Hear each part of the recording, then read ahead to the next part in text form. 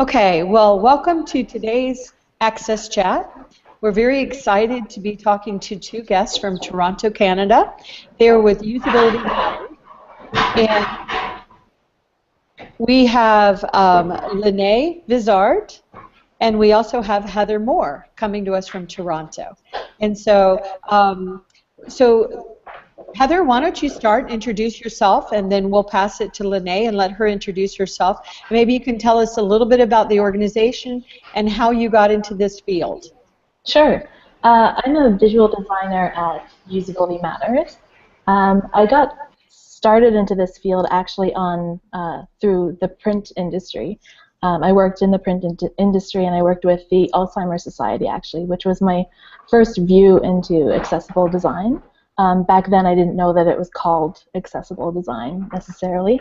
And the print industry is kind of dwindling a little bit, so I was back and forth between jobs and realized there was something called user experience design and got into that and found my passion. And that naturally just led to accessible design in the digital realm. So at Usability Matters, we focus on usability, obviously, and strategy and research as well. Mm-hmm.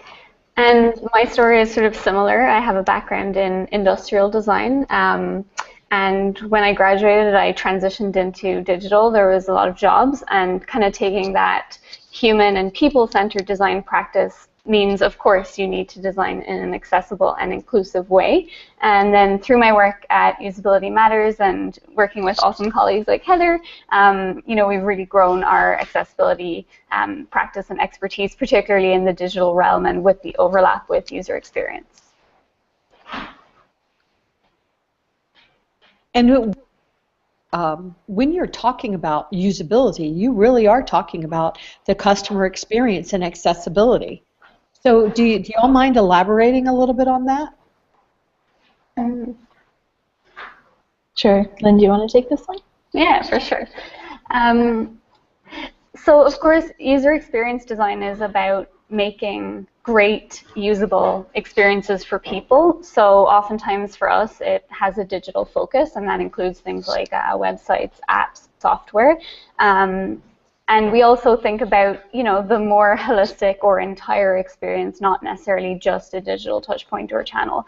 And what we're really trying to do is make sure that the experiences people have with a product or service are easy to use and enjoyable, and then building on that they're available and inclusive to the broadest range of people possible. And so one of the really awesome things is that, good user experience design should be accessible by nature. The two really feed into each other and overlap, and if you have an accessible experience, it's going to make a better experience for everyone.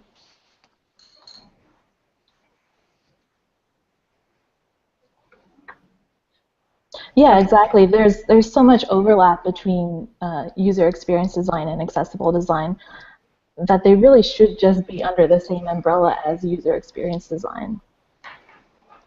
Yeah, we definitely agree with that. And how are are the Canadian laws?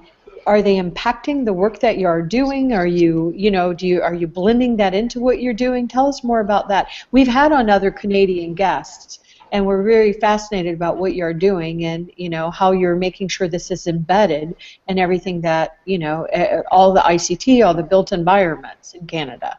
Mm-hmm.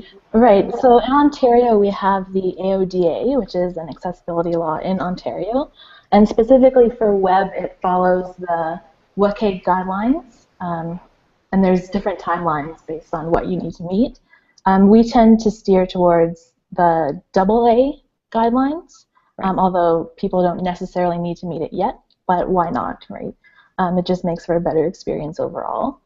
When we test with users, though, we don't test based on guidelines, we test for user experience, because we've seen in the past there's so many sites that follow the WCAG guidelines strictly but still provide a really terrible user experience for everyone.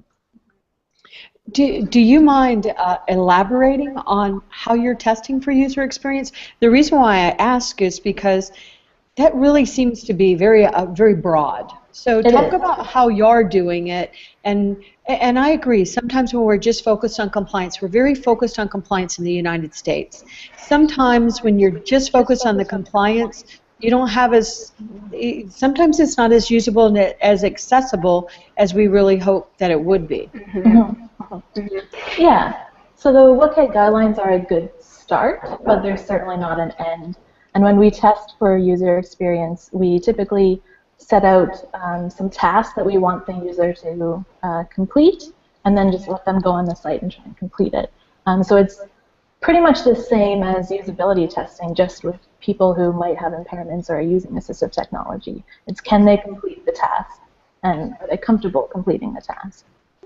So you are using individuals with disabilities that know assistive technology, that use assistive technology. Give us some examples of the types of disabilities and assistive technology that you're using for these customer experiences.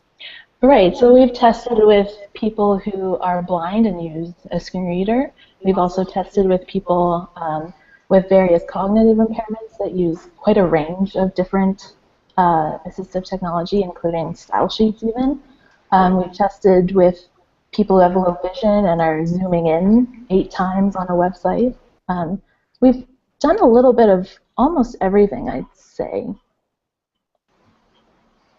Linn, did you want to comment on any of this? Yeah, so I mean, I think Heather's covered lots of the salient points. I will say one thing that's quite exciting for us is that legislation like the AODA, while compliance shouldn't be the kind of pure focus, it has provided a great door opener, and we are seeing increased demand for designing accessibly, testing for accessibility, and I'm excited because I think it's opening that door. Yeah. Go ahead, Antonio. In the current work that you are doing, in what areas, in what industries are you able to observe more growth and more interest in making a good experience for the users, considering the different audiences that type of business might have? Yeah, for sure. One of the ones we're seeing a lot of is travel. So a lot of our travel clients are, they have multiple legislations, so the DOTA as well as AODA or Canadian legislation, and so that's one industry where we're seeing a lot of interest. Yeah, we're starting to see a bit more banking as well come up into our clients. I will say that I have written a book that it took me forever, but it's publishing in a couple of weeks, and it's called Uncovering Hidden Human Capital.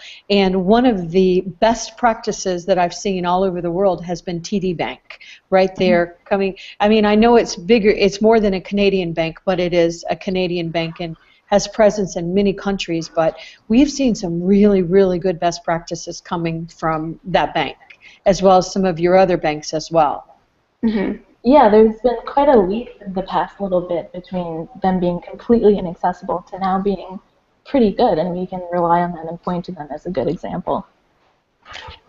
In terms of mobile development, from the experience that you will have, you see someone, okay, we put together this app, now we need your help. Can you just help us? We just have this, and now we need to find a way to make this accessible. Do you see this happening, or you do see someone, okay, we're going to create an app, we need to start writing accessible code from the first lines? What do you see happening here?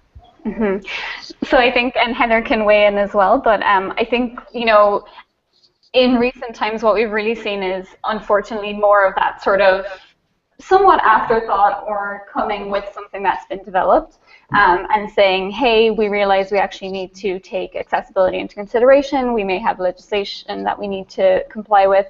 Can you help us? So oftentimes we are sort of going in and auditing or testing an existing product. But what happens from there is that, again, that sort of opens the door to building in accessibility because people and clients realize that actually if we had maybe thought about this a little bit earlier on in our development cycles, we wouldn't sort of be in the place we are now. And so often then what happens is we engage with them to help build in accessibility design principles and approaches, and looking at how to get their development teams up to speed.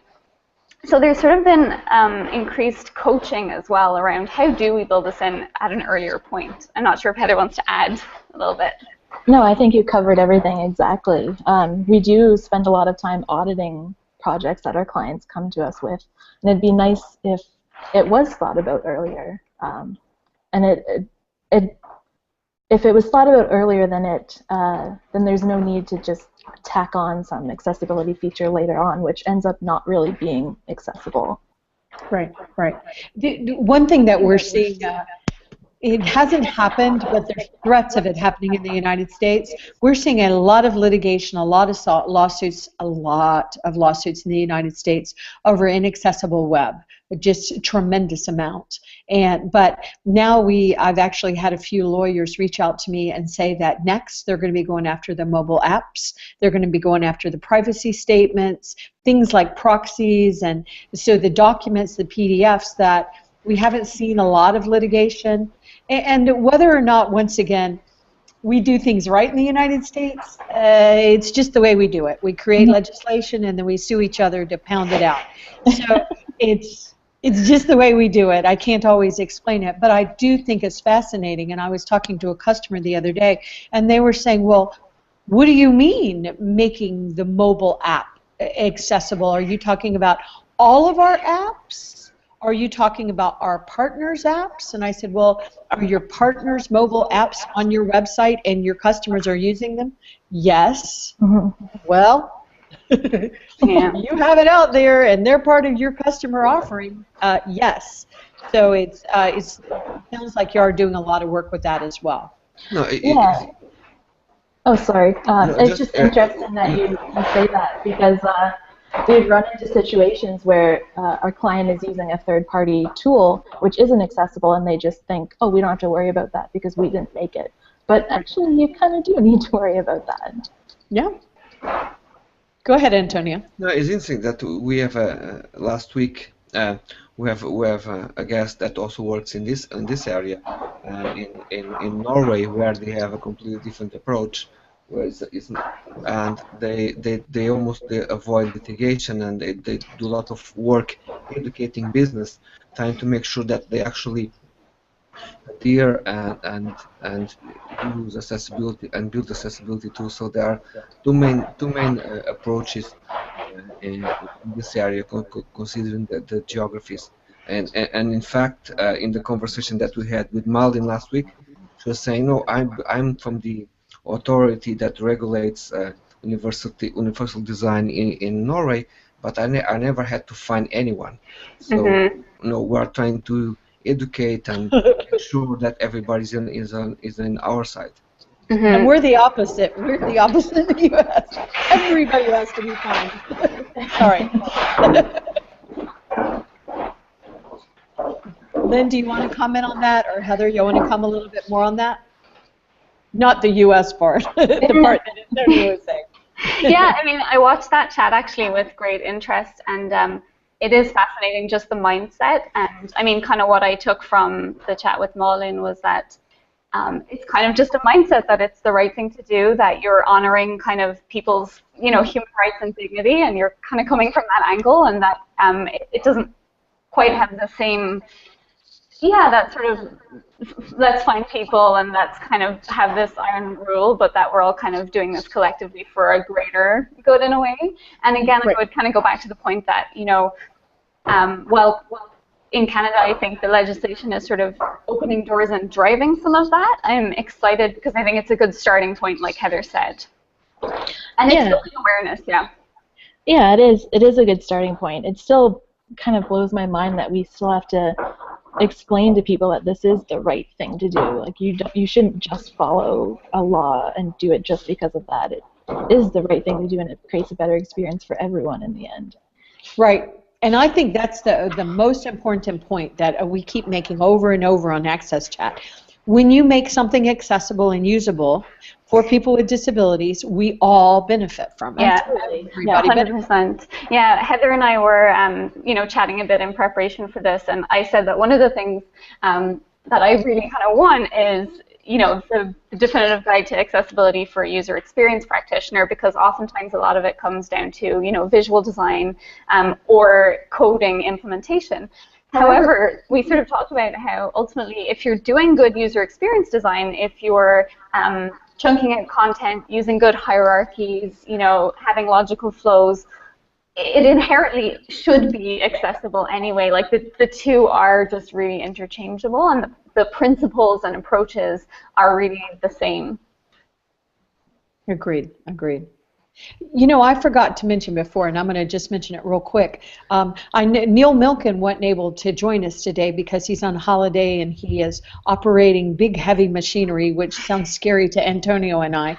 So I know he would have loved this conversation. So, you know, he would have added a lot to it. Antonio, do you want to make a comment? No.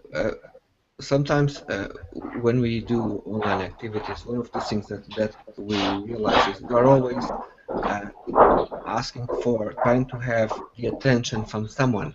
You know, if it's a brand trying to get attention from consumers to their site, it's all about attention. And when people provide attention to us, you know, could be attending a Twitter chat, could be browsing in your website. The marketing efforts, they start from the moment that you have a tool and you are able to provide something that is accessible and everybody can consume. And if you create something that is easily consumable, people tend to spend more time in your site than if you just have something that overloads your senses. So we talked this a few times. Is your marketing efforts also start in the way how you address the way our users experience everything that you design. Yeah, 100%.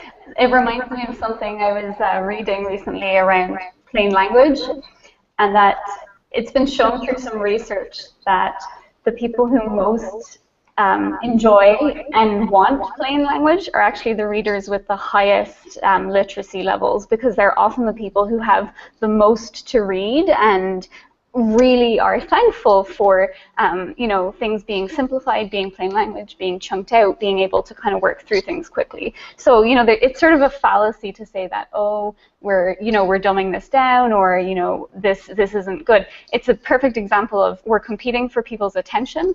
Making it simple and short and usable is great for everyone, even those with, say, the highest literacy levels, or even sort of maybe the group you're not necessarily targeting, right? But you're competing for attention, and making it easy is going to help everyone.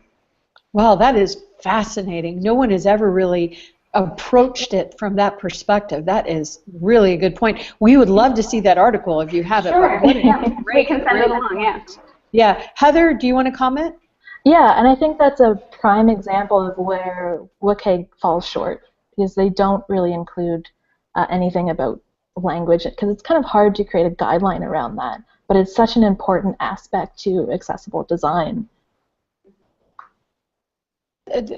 You know, one thing that, you know, thank goodness we have the WCAG, and I know I've been part of the WCAG, the cognitive group, and it's so important that we have global standards. Mm-hmm. But that's exactly what they are. They're standards. There's a very important place for them, but then you take the standards and you make it, you know, more usable for the human beings that are doing it. So you enhance, you know, the customer experience. And so I think it all goes hand in hand. You have to have the baseline standards that we all know what to comply with.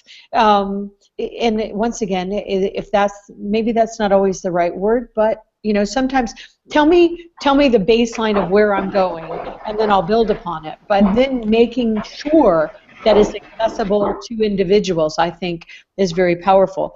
A question that I have is, I know we've talked about you're doing a lot of work with web and mobile, but tell us more. Are you working on built-in barrier, the built environment, but are you also doing more when it comes to ICT as well? You know, the PDFs, and I mean, it's such a broad term, ICT, Internet Communications and Technology, but tell us more about your work. Is it just I shouldn't say just technology because that's so big, but is it also going into the built environment like some of the previous guests we had as well?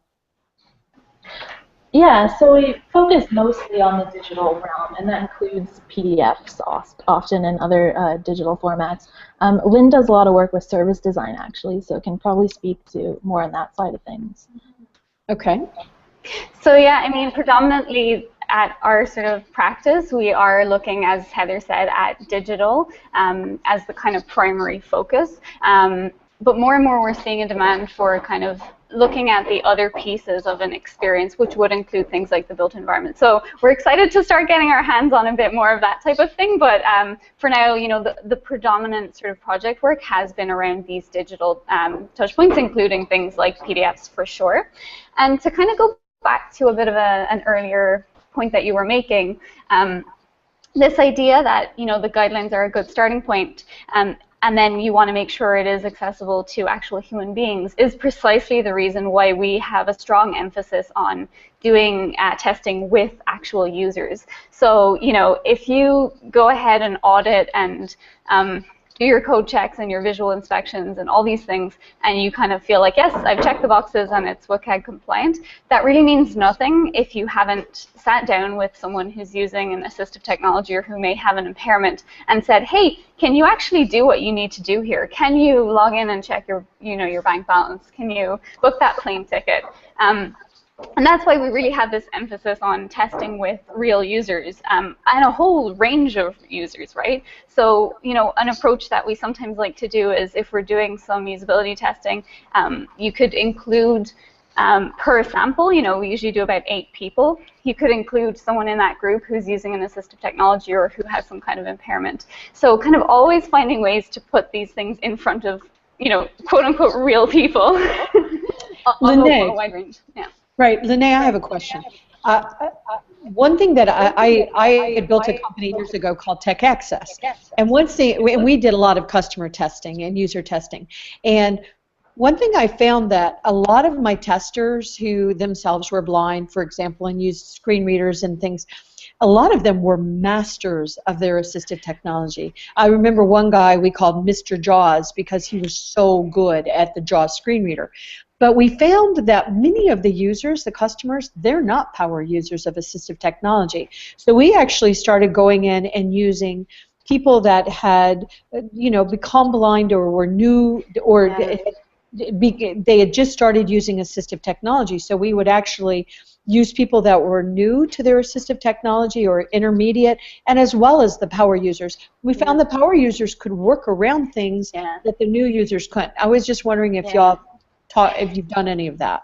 For sure, and you make a really good point. When you're recruiting or thinking about who you might want to test with for this particular round, thinking about their experience level with the technology. And one of the things that sort of surprised me when we started out was seeing how, you know, versioning is definitely a factor for people. You may have older technology, or you may simply just have a version that you're comfortable with and you don't want to upgrade. So we really saw this kind of range of setups in terms of the technology, the versioning, and for sure thinking about the experience level and that kind of power user. It's amazing the things that people will work around that they kind of shouldn't have to. So we do try to think a bit about the experience level as we recruit, and maybe Heather can speak a bit more to kind of that and how we consider it. Yeah, absolutely. Range. We have seen in the past, to your point, Deborah, that there are often people who are so good at using their technology that they can get around errors to the point where we don't even notice that it's an error or an issue. So keeping that in mind, that's also the importance of doing in-person usability testing versus remote, as you can be by the side of the person and talk them through any issues that they're having and things like that. I have found that some of the most powerful learning experience for corporations is actually seeing people with disabilities of different abilities with their assistive technology, like we're talking about, using their technology, working on their websites. It is such a powerful experience. I did it with a very large telecommunications company in the United States, and they were shocked at how, excuse me, a person that was using a magnification program and a screen reader how they were using their products and services. It was such a powerful learning experience for them, and they were able to ask questions and say, okay, well, I saw that you used it this way, and you're using the links this way. We thought you were going to use them this other way, and it was, I think it's so powerful. I don't think anything's more powerful. Yeah, absolutely. Building empathy is really important to us, and quite often we'll do that. We'll either demo a screen reader or zooming in ourselves, or we'll show some videos or have someone else demo it, but also getting those people hands-on themselves. So getting them to try and navigate their own website with a keyboard and realizing how frustrating it is when they can't. Getting them to learn a bit of how to use a screen reader and turning their monitor off and trying to navigate that way, and realizing just how frustrating websites are. I'll say one more point. And if anybody that has watched AXSChat regularly know this is a hot topic for me, but employment. The thing that should happen with all of the efforts that we're making all over the world to make sure we all can use technology, we all can use our buildings, our services, our products, people with disabilities should be getting meaningful employment out of this. You know, I mean, who better to tell you if a website is accessible to a person that's blind than a person that's blind? And so I'd really like to see us making a lot more employment, you know, having a lot better employment outcomes for people with disabilities, because they add such great value to these conversations. So it's exciting to watch your group make sure that, you know, these individuals are being included in the work that you're doing. It's crucial, and it's also crucial, you know, in any type of testing or, you know, participatory design, that people are compensated for their time and for the lived experience and the sort of expertise in the room that they're bringing. So we always try to make sure that people are being compensated appropriately when they're coming in to help us, you know, test something. And that sort of goes across the board for any type of, you know, design research that you're doing. And I totally agree. It's a huge issue, right? How do we all create better employment opportunities for a wide range of people? Today we have so many new technologies coming. You know, we have 3D printing, virtual reality, Internet of Things. In those areas, is there anything that was able to catch your attention? How do you think that will, you know, even change or add on something to your current professions? Yeah, that's a really interesting question. We haven't seen anything yet, but I'm sure it's coming as technology advances all the time and people use it in different and interesting ways. And then I don't know if you've seen anything. Yeah, I'm not sure. I mean, in a way, there's still so much work to do on some of the things that exist now. But it will be fascinating to see what some of the opportunities are going to be and the different ways that people are going to kind of use technologies. And, you know, to that point again, that these innovations help everyone. Like, you know, the voice to type, for example, is something I know, like, my dad uses that frequently, or, you know, all of these things are kind of feeding into each other and benefiting everyone. So it'll be exciting to see. Okay, so we are closing down our interview for today. Thank you so much, Azrieli and Deborah, for being part of this. We look forward to meet you again tomorrow between 8 to 9 London time, and it will be interesting because we have an interesting group of people that regularly join the Twitter chat. They sometimes ask questions, so we have a very interesting community that is looking forward to be able to meet you tomorrow. Thank you so much. Thank you so much.